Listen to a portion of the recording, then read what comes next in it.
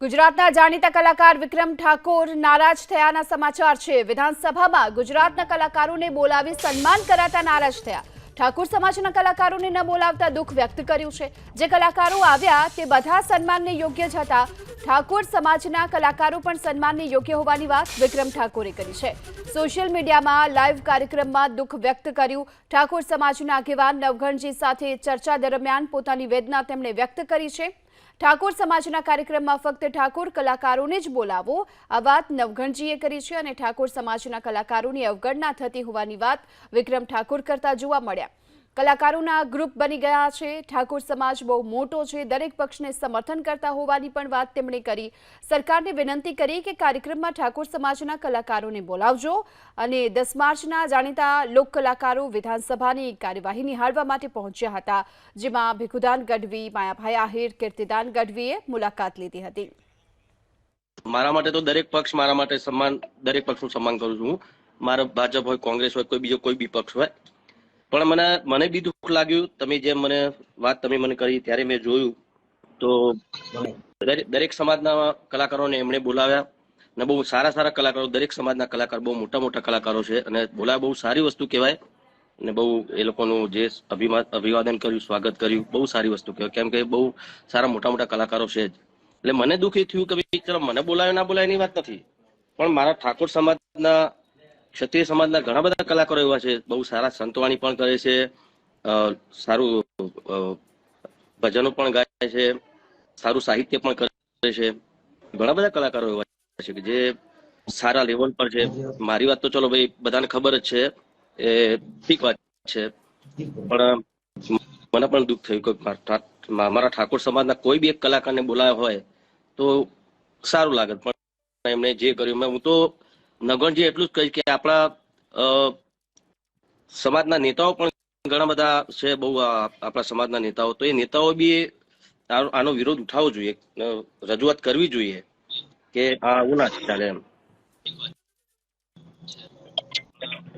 મને હમણાં એક પત્રકાર મિત્રનો ફોન આવ્યો હતો, મને કે તમે તો ગુજરાતના સુપરસ્ટાર છો, લોકો તમને ગુજરાતના સુપરસ્ટાર માનો છો, તમને કેમ ના બોલાયા? મેં કીધું એ લોકો નહીં માનતા હોય, મારા ચાહકો તો મને માને છે ને, બહુ છે।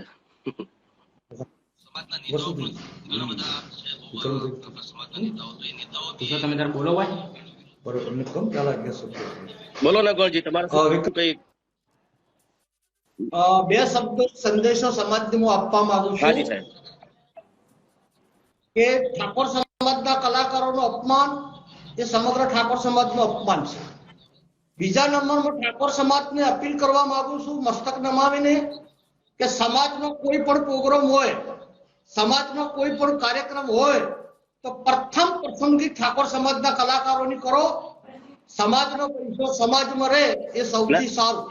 અને વિક્રમભાઈ, રોહિતભાઈ, છોટે વિક્રમ તેમજ ગુજરાતના તમામ કલાકારો ઠાકોર સમાજનો કોઈ પણ પ્રસંગ હોય તો દોડીને ફ્રીમાં આવે છે સમાજ માટે।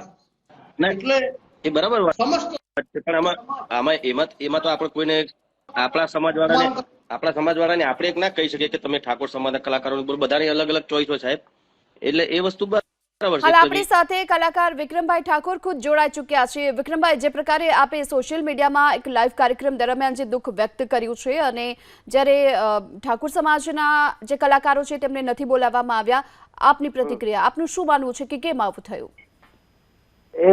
એ લોકોનું કોઈ મેનેજમેન્ટ એવું છે જેના કારણે એ લોકોના ઠાકોર સમાજનો એક પણ કલાકાર ના દેખાયો।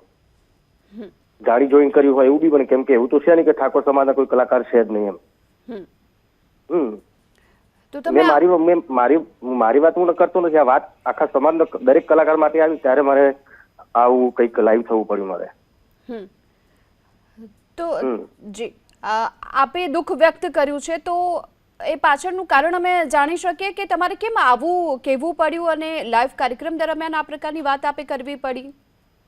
અરે કીધું, આગળ કીધું એમ જ કે ભાઈ આ બીજા દરેક કલાકાર, બધા કલાકારને તમે ત્યાં બોલાયા, એમનું સન્માન કર્યું, દરેક જ્ઞાતિના કલાકાર હતા, બરાબર, બહુ મોટા બહુ સારા કલાકાર હતા, બહુ સારી વાત કહેવાય, બધાનું સન્માન કર્યું, પણ ઠાકોર સમાજનો એક કલાકાર કેમ ના દેખાયો એમ?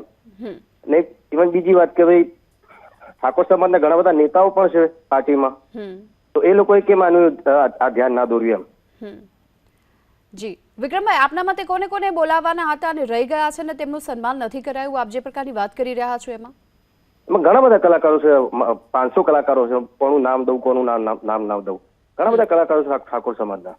એમાંથી કોઈ બી એક કલાકારને તમે બોલાવો તો અમારા માટે બહુ મોટી વાત હતી એમ. હાજી, આપ જે પ્રકારની આપે વાત કરી છે કે ઠાકોર સમાજના કોઈ કલાકારને નથી બોલાવવામાં આવ્યા, તો ખાસ કરી વિક્રમભાઈ, આપને શું લાગી રહ્યું છે કે એની પાછળ શું હોઈ શકે ને શું જવાબદાર આપના મતે? જવાબદાર તો મેં કીધું ને, મેનેજમેન્ટ જે લોકોએ કર્યું છે એ લોકો ચાહતા નહીં હોય કે ભાઈ ઠાકોર સમાજનો કોઈ કલાકાર આ રીતે ત્યાં જાય એમ.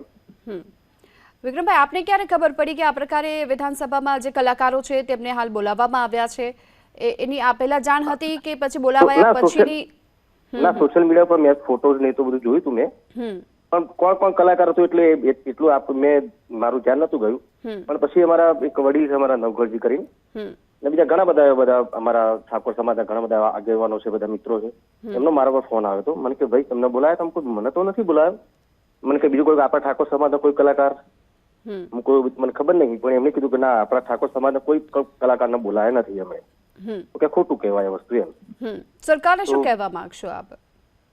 સરકારને હું એટલું કહેવા માંગુ, સરકારને હું કહું છું, સરકારમાં આપણા નેતાઓ, અમારા ઠાકોર સમાજના નેતાઓ છે, તો એ લોકોએ કેમ ધ્યાન ના દોર્યું એમ? એમને તો ખબર હતી ને આ બધા કલાકારો સન્માન કર્યું, બરાબર, તો એમણે કેમ એવું ના કીધું કે ભાઈ અમારા ઠાકોર સમાજ કોઈ કલાકાર કેમ નહીં એમ? એમને તો ધ્યાન દોરવું જોઈએ ને. આ તો જાણી જોઈને કર્યું એવી વસ્તુ લાગે છે ને પછી તો. જી વિક્રમભાઈ, આપ અમારી સાથે જોડાયા બદલ આપનો આભાર. તો હાલ અત્યારે આપણી સાથે લોક કલાકાર રાજભા ગઢવી પણ અત્યારે જોડાઈ ચૂક્યા છે. રાજભા, જે પ્રકારે હાલમાં વિક્રમ ઠાકોરનું જે પ્રકારનું નિવેદન પણ સામે આવ્યું અને તેમણે એક કાર્યક્રમ દરમિયાન ખૂબ વ્યક્ત કર્યું છે કે દરેક સમાજના, દરેક જ્ઞાતિના કલાકારોને બોલાવવા જોઈએ, પરંતુ ઠાકોર સમાજના કલાકારને કેમ ન બોલાવ્યા, આવો સવાલ તેમણે કર્યો છે. એમાં કલાકારો તો કોઈ નાનો નથી, કોઈ મોટો નથી, નાનેથી મોટો, અને કલાકાર જ હોય છે. અને ભાઈ તો વિક્રમભાઈ તો બહુ ઊંચા ગદાના આપણા આદરણીય કલાકાર છે, પણ જેમને અમને તો એટલો ખ્યાલ છે, અમને આમંત્રણ મળ્યું ને અમે ગયા, ખૂબ આનંદ આવ્યો, મહેમાનગતિ કરી, એટલો ખ્યાલ છે બેન. જી બેન. જી, તો રાજભા, આપને શું લાગી રહ્યું છે કે આ પ્રકારે જે કહેવામાં આવી રહ્યું છે કે એક કલાકારને કેમ ન બોલાવ્યા, એકને બોલાવ્યા, તો શું રહી ગયું હશે કે અથવા તો એ પ્રકારનું આ દુઃખ વ્યક્ત કરવાની કેમ તેમને ફરજ પડી એમ?